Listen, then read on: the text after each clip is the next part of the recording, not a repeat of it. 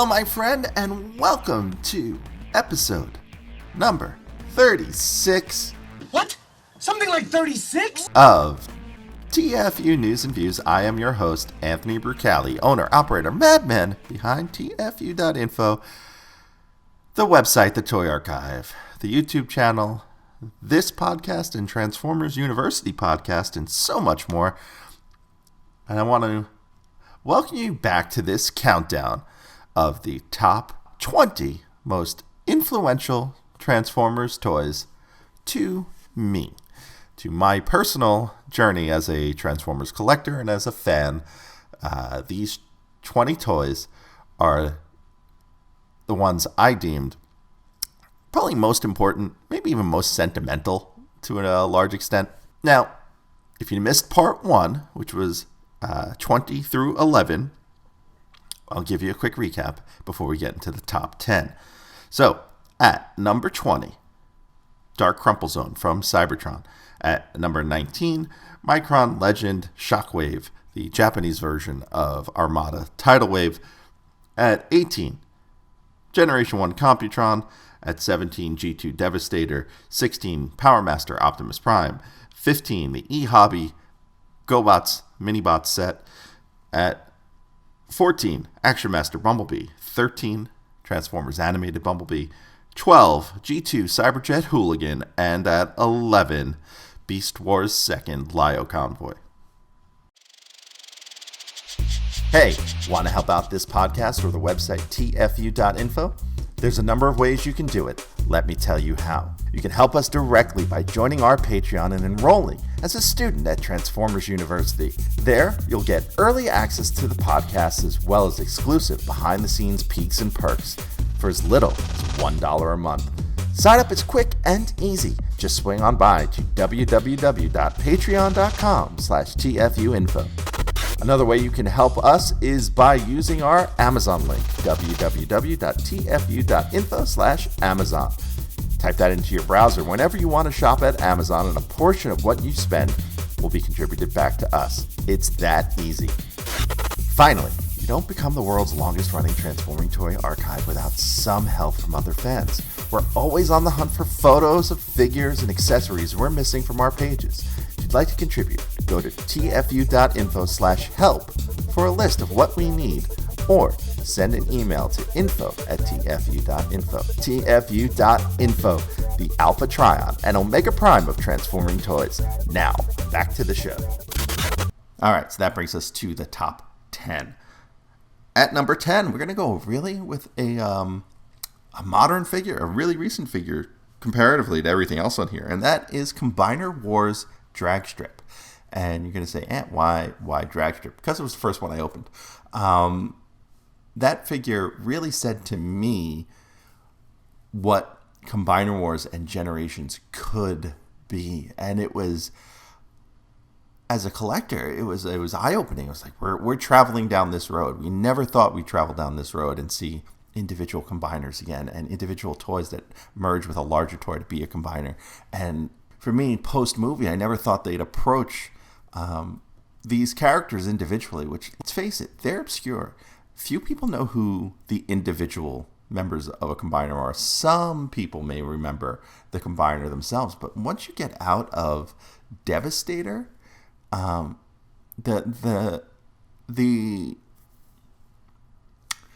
knowledge factor for general parent or just sci-fi fan drops off tremendously. And so knowing that Hasbro was going to attempt this and then did it so well and giving us really, really nice individual combiner components. Yes, they got used to death, but that's beyond the point. The fact that they did it and the fact that they pulled it off so well, you could see that even with a first wave figure like Drag Strip, and it made me super happy they were doing it. Now, coming in at number 9. 9 times. 9 times. 9 times. A toy that's been retooled and repainted probably most in Transformers history. I'm pretty sure it's the most reused toy in Transformers history, though MP10 Optimus Prime may be catching up to it. And that is Classics Starscream and the Classic Seeker mold in general.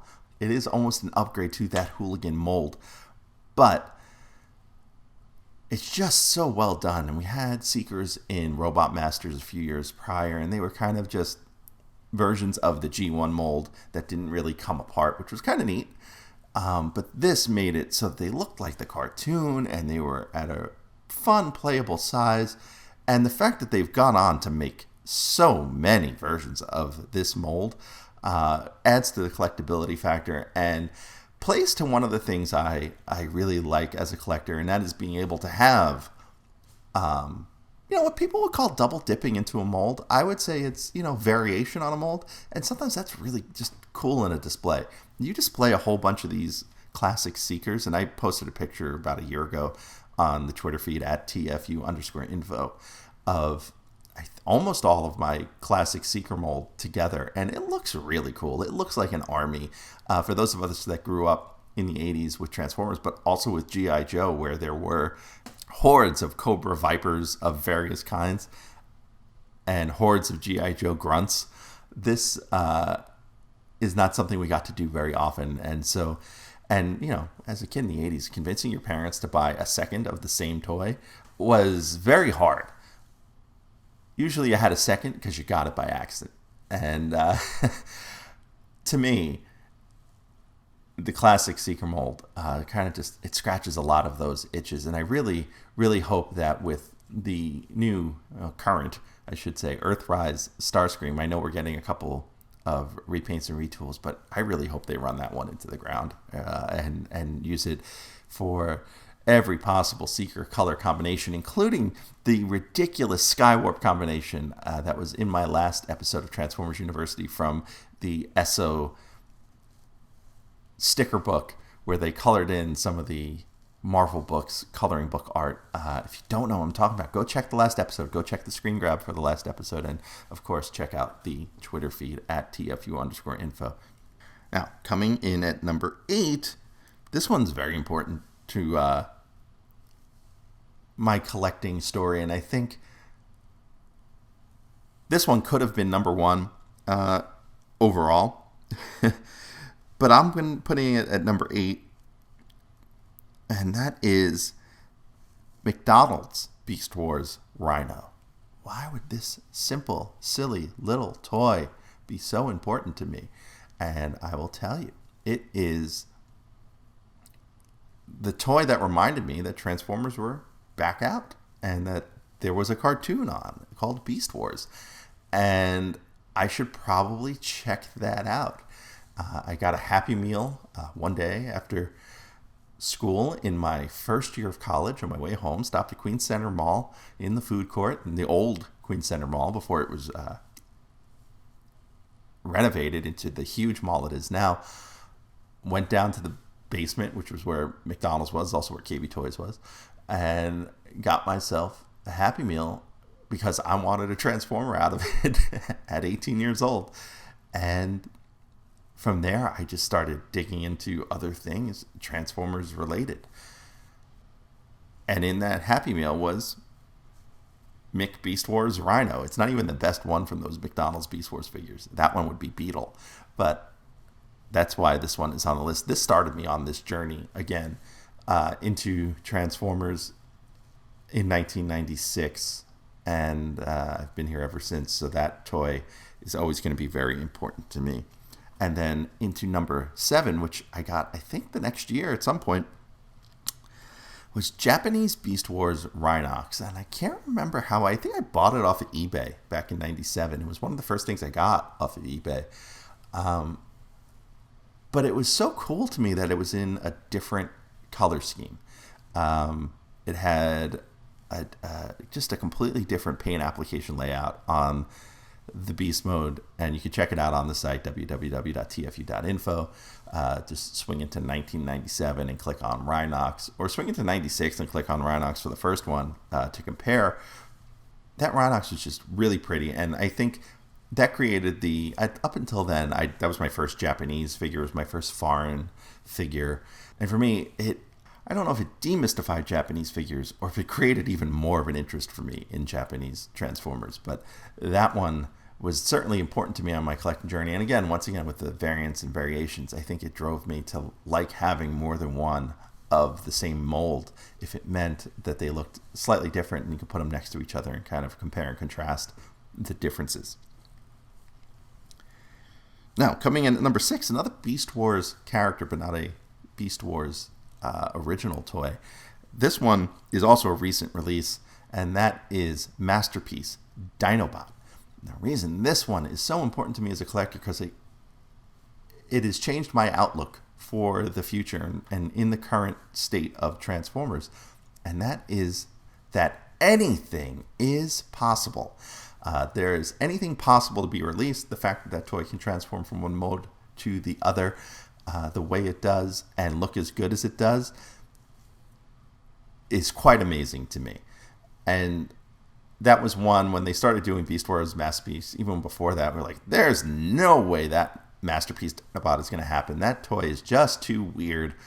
Those two modes are just too much unalike to pull it off, and they pulled it off. So knowing anything is possible, that one is important, and I think that's why that toy is going to be so high up the list, because for me as a collector, it reminds me that anything is possible, and then as long as you're patient with the brand, that thing that you want might come down the line. Right now for me, it's some sort of Killing Jar box set from Hasbro, since they just need to really redo Cyclonus and then do the colors of those characters in the Killing Jar. But that would be the one for me, and so I'm hoping that comes down the line at some point. And that's why I don't go out of my way with third-party figures, because at this point, I know that it's likely they're going to touch on just about everything at some point. I just have to stay alive. And that brings us to the top 5.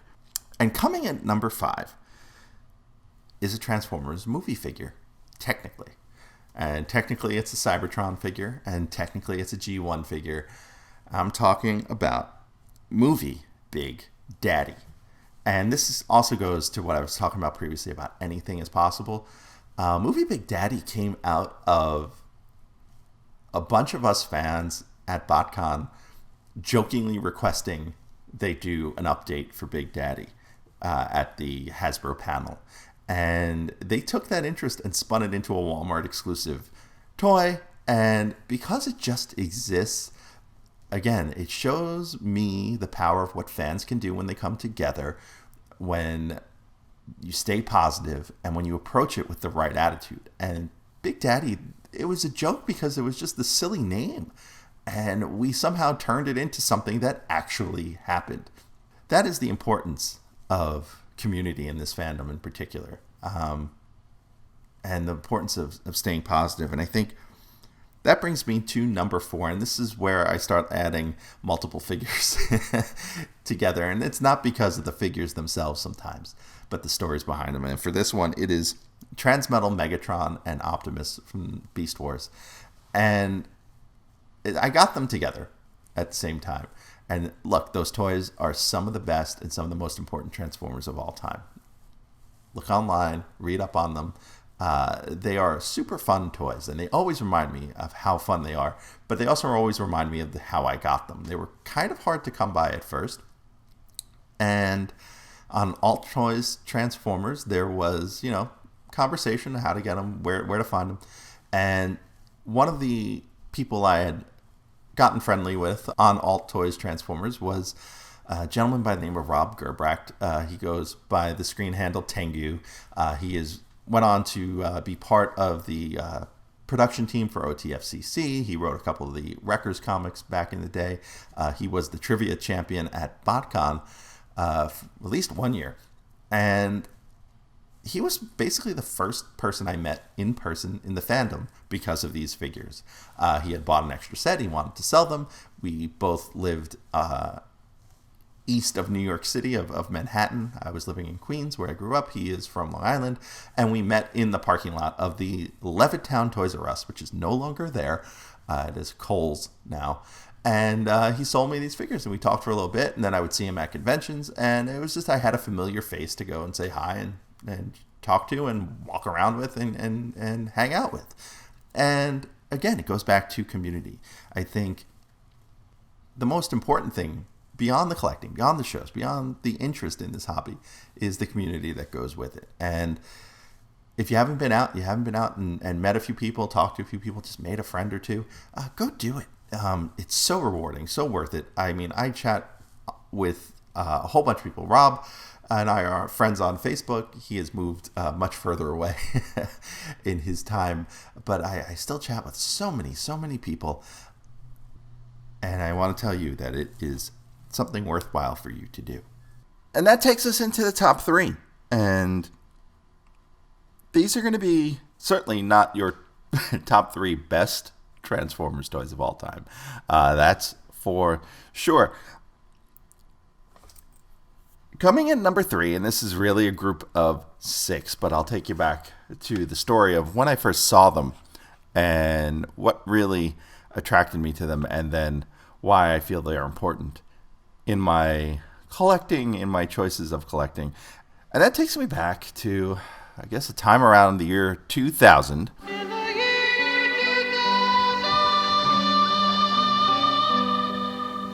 When I was at a friend's place. Actually, it was probably a bunch of us, Ouija folks hanging out. And he had these store exclusive from Japan spy changers. They were the Justco spy changers, which were all in clear plastics. And they hadn't done any of the other clear spy changers at this point. But I just remember seeing them, the way the light hit them. I was like, these things are flipping gorgeous. And I knew I had to go out and hunt them down because I really wanted them. And they're a special part of my collection. Actually, I pretty much always have them on my desk by my computer because they're just pretty to look at. They catch the sun very well. I know people say clear plastic tends to break. I've never had a problem with them in the 20 years I've owned mine. And I think they're important to me in my collecting journey because not only, as a collector, do you think eventually you learn to realize that, anything is possible. At least that's what I've learned, as I mentioned earlier. But also that with any piece of your collection, give it enough time and making sure you have the proper resources, aka money, you can attain just about any piece you want for your collection.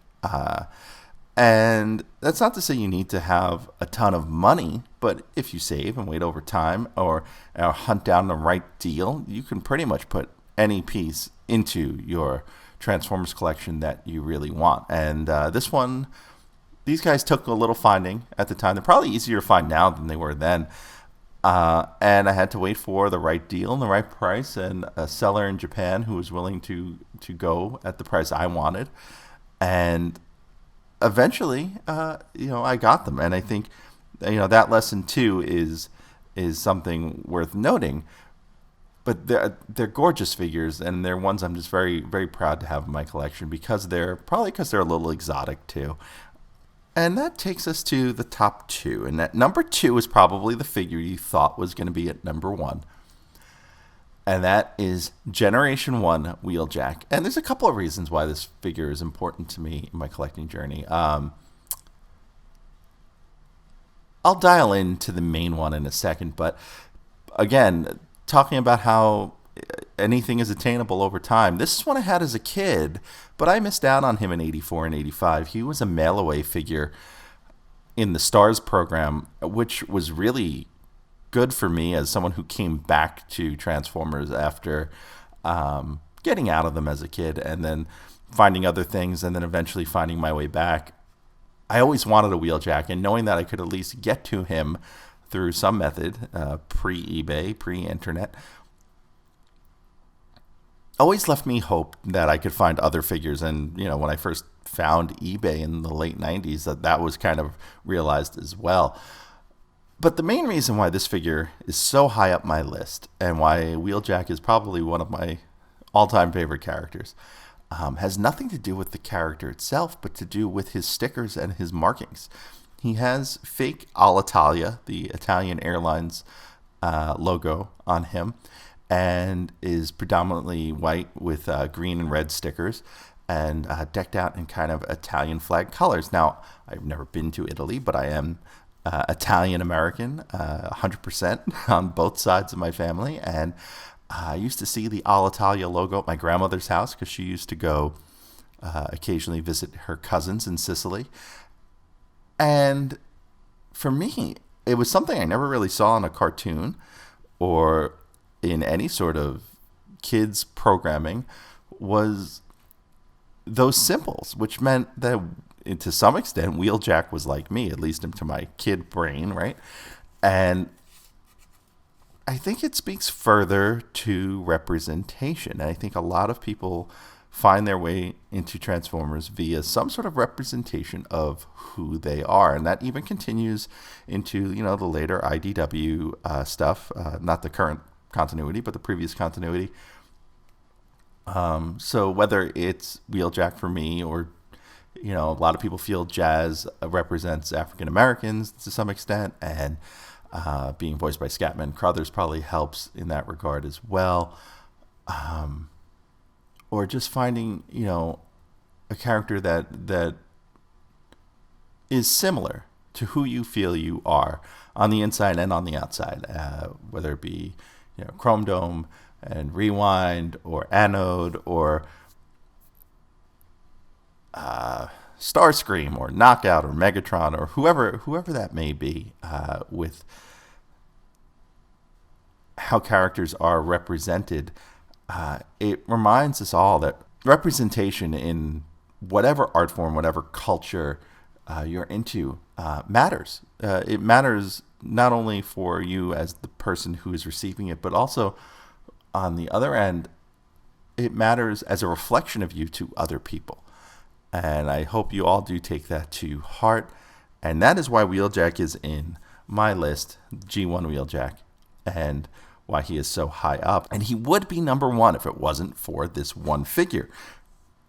And I'll tell you about that. But first, let's recap the top 20. Coming in at 20 was Dark Crumple Zone at 19. Micron Legend Shockwave, a.k.a. the Japanese version of Tidal Wave from Armada, at 18. G1 Computron at 17.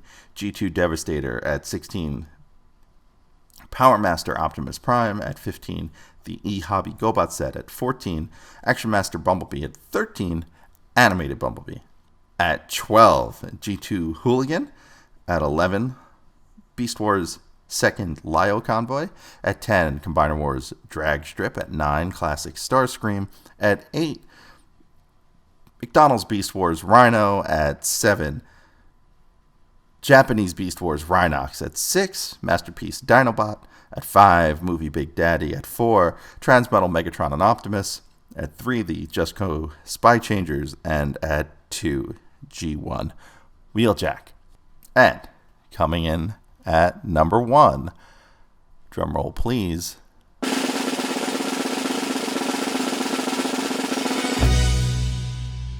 you'd think it would be a show character or a fairly important comic book character or movie character, but it's way, way out there. It is Beast Wars Polar Claw.